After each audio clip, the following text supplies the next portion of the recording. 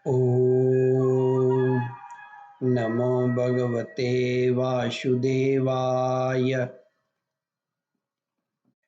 श्रद्धालु भक्तों, श्रीमद् भागवत महापुराण के षष्ठ स्कंद के 10वां अध्याय के अंतर्गत देवताओं द्वारा दधीचि ऋषि की अस्थियों से वज्र निर्माण और वृत्रासुर की सेना पर आक्रमण का वर्णन है। इसके पूर्व जहाँ तक आप कथा श्रवण कर चुके हैं, उसके आगे का प्रस्तुतिकरण करता हूँ। श्री सुखदेव जी कहते हैं, राजन परीक्षित, दैत्य दानव की ओर से एक पर एक इतने बाण चारों ओर से आ रहे थे कि उनसे ढक जाने के कारण देवता दिखलाई भी नहीं पड़ते। जैसे बादलों से ढक जाने पर आकाश के तारे नहीं दिखाई देते हैं। परीक्षित, वह शस्त्रों और अस्त्रों की वर्षा देव सैनिकों को छू तक न सकी। उन्होंने अपने हस्त लाघव से आकाश में ही उनके हजार हजार टुकड़े कर दिए। जब असुरों के अस्त्र शस्त्र समाप्त हो गए, तब वे देवताओं की सेना पर पर्वतों के शिखर, वृक्ष और पत्थर बरसाने लगे, परंतु देवताओं ने उन्हें पहले की ही भांति काट गिराया। परीक्षित, जब वृत्रासुर के अनुयायी असुरों ने देखा कि उनके असंख्य अस्त्र शस्त्र भी देवसेना का कुछ न बिगाड़ सके, यहाँ तक कि वृक्षों, चट्टानों और पहाड़ों के बड़े बड़े शिखरों से भी उनके शरीर पर खरोंच तक नहीं आई, सब के सब अकुशल हैं, सब के सब सकुशल हैं। तब तो वे बहुत डर गए। दैत्य लोग देवताओं को पराजित करने के लिए जो जो प्रयत्न करते, वे सब के सब निष्फल हो जाते।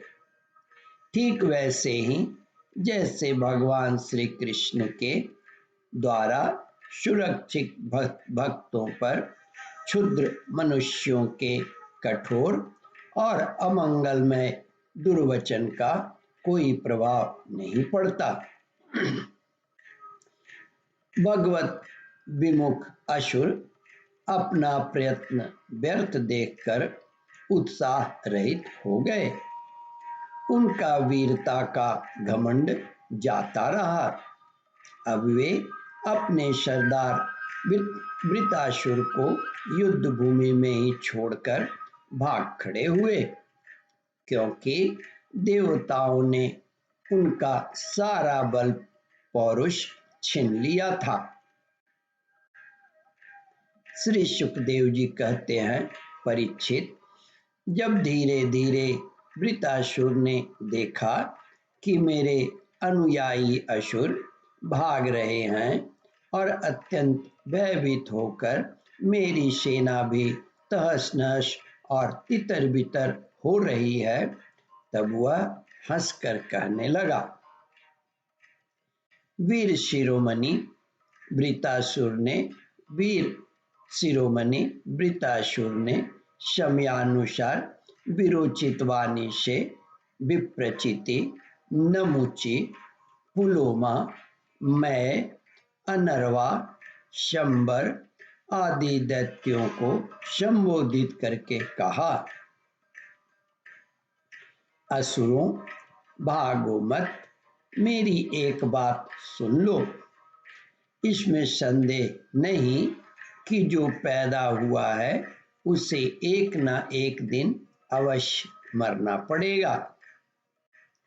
इस जगत में विधाता ने मृत्यु से बचने का कोई उपाय नहीं बताया है।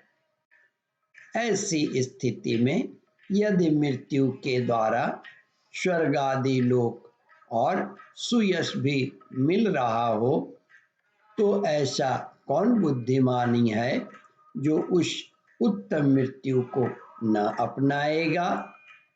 संसार में दो प्रकार की मृत्यु परम दुर्लभ और श्रेष्ठ मानी गई है।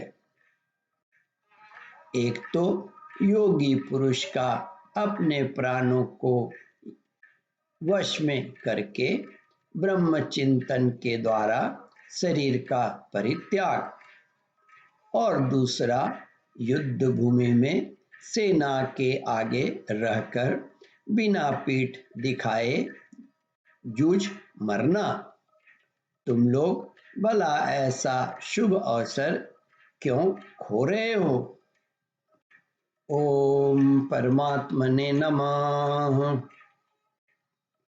श्रद्धालु भक्तों, इस कथा को ध्यान पूर्वक श्रवण मनन और इसका चिंता करें। इस कथामृत का रसास्वादन अपने बंधु बांधवों को भी करावे। इस वीडियो को शेयर और सब्सक्राइब करें। ओम परमात्मने नमः। श्रद्धालु भक्तों, यहाँ पर 10वां अध्याय समाप्त हो चुका है। इसके आगे 11वां अध्याय प्रारंभ करूंगा। ओम नमो भगवते वासुदेवाय।